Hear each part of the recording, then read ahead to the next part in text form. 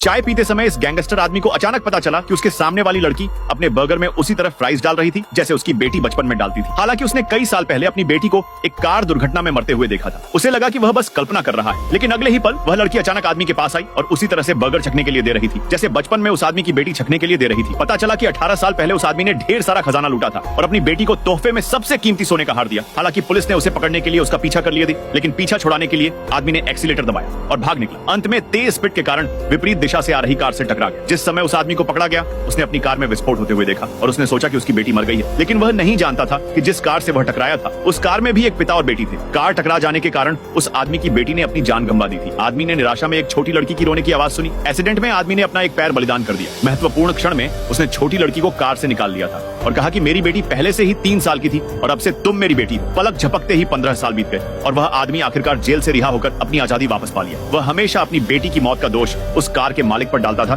जिसने उसे टक्कर मारी थी। इसलिए उस दिन से वह बहुत प्रेरित हुआ और आखिरकार अपने प्रयासों से वह वहाँ का सबसे अमीर आदमी बन गया। फिर उसने अपने पास मौजूद पैसों और सामानों का इस्तेमाल करके उस कार के मालिक के ठिकाने के बारे में पूछताछ शुरू किया। उसे क्या पता था कि उसकी बेटी अब बड़ी हो गई है और बहुत ही दयालु और समझदार। अपने दूसरे पिता के पैर की चोट को ठीक करने के लिए उसने कई बार अपने गले में सोने का हार बेचने को कहा, लेकिन उसके दूसरे पिता ने उसे बेचने से हर बार मना कर देता था और बार बार उससे कहा कि यह तुम्हारे पिता की आखिरी निशानी है, इससे ही तुम एक दिन अपने पिता को ढूंढ लो। उस दिन लड़की का जन्मदिन था। उसके जन्मदिन पर उसके दूसरे पिता ने उसे उसका पसंदीदा बर्गर खिलाने ले गए और रास्ते में उन्हें जन्मदिन का केक लेना था, इसलिए वे लड़की को छोड़कर चले गए। संयोग से लड़की का असली पिता होटल में चाय पी रहा था और उसने देखा कि सामने वाली लड़की उसी तरह से बर्गर खा रही है जैसे उसकी बेटी बचपन में खाती थी। वह एक पल के लिए स्तब्ध रह गया और लड़की को भी लगा कि यह अंकल थोड़े अजीब है, इसलिए उसने अपना बर्गर निकाला और आदमी छकने के लिए कहा और यह तरीका बिल्कुल वैसी ही थी जैसी उसकी बेटी की थी। दोस्तों, अभी कहानी खत्म नहीं हुई है।